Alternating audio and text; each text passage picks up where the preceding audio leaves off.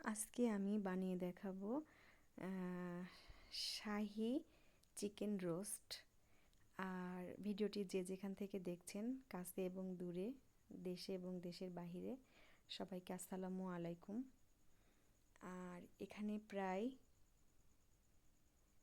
30 জনের মতো খেতে পারবে, আমি সেরকম একটা রোস্টের আয়োজন করেছি আর কি। সেই রেসিপিটাই দেখাবো। এটা ঈদ স্পেশালও বলতে পারেন। তো আমি লবণ, মুরগিটাকে আগে খুব ভালো করে ক্লিন করে ধুয়ে পানি ঝরিয়ে রেখেছিলাম। এখন লবণ আর ঝালের গুঁড়ো খুব ভালো করে মাখিয়ে রেস্টে রাখবো প্রায় আধা ঘন্টার মতো। আমার মুরগিটা আধা ঘন্টা মতো রেস্টে রাখার পরে কড়াইতে তেল গরম করা হচ্ছে।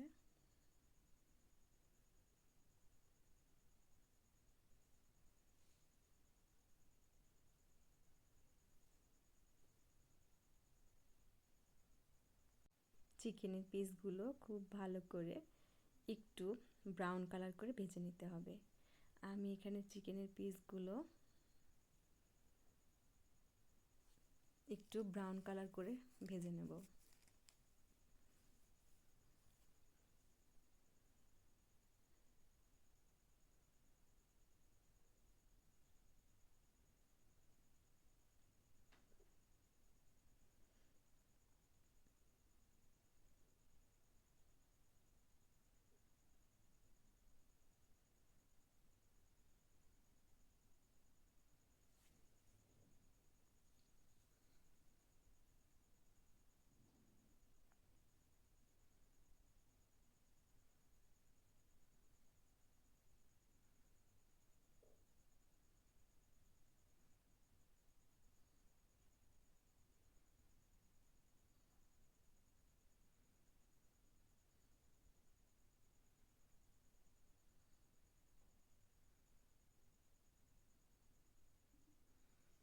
উল্টিয়ে পাল্টিয়ে একটু ব্রাউন কালার করে চিকেনের পিসগুলো খুব ভালো করে ভেজে নিতে হবে।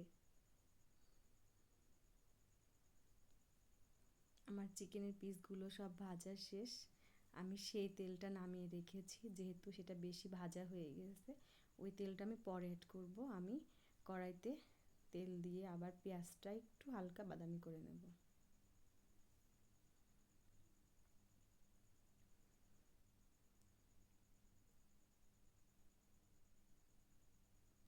এখানে আমি তেলটা একটু কম রেখেছি, কারণ আমি চিকেন ভাজার যে তেলটা, সেই তেলটা আমি আগে থেকে উঠিয়ে রেখেছি। ওই তেলটা পরে অ্যাড করব। এখানে দিয়ে দেওয়া হচ্ছে জিরা বাটা, রসুন বাটা, আদা বাটা,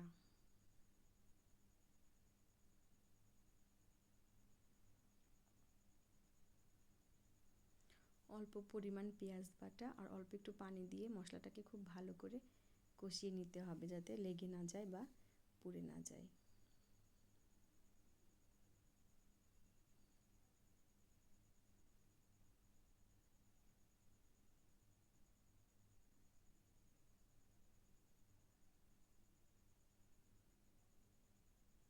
তেজপাতা, গোটা গরম মশলা দেওয়া হয়েছে এখানে, ছোট এলাচ, লবঙ্গ, দারচিনি।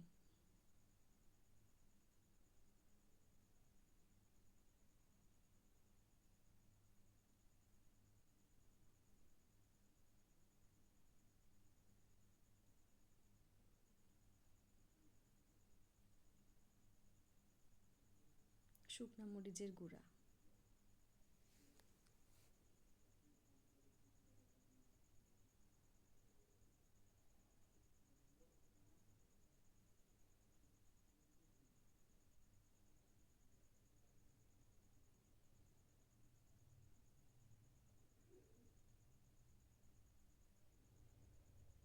চিকেনের পিসগুলো আমি একদম ব্রাউন কালার করে ভেজে নিয়েছি।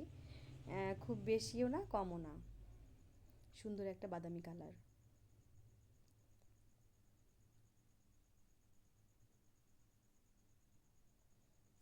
এরপর আমার মশলা কষানো শেষ, আর মশলার মধ্যে আমি চিকেনের পিসগুলো দিয়ে দিচ্ছি।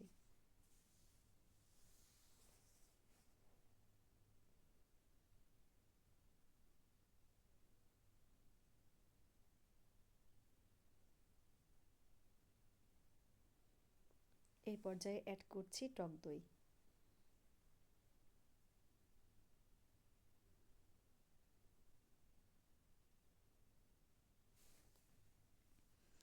মশলার ভিতরে একটু কষিয়ে নিয়ে এরপর টক দই দিয়ে ভালো করে কষিয়ে আমি এখানে কয়েকটা কাঁচামরিচ অ্যাড করেছি।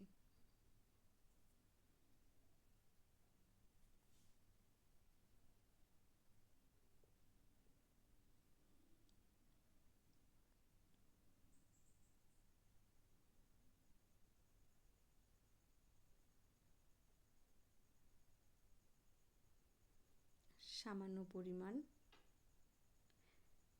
চিনি।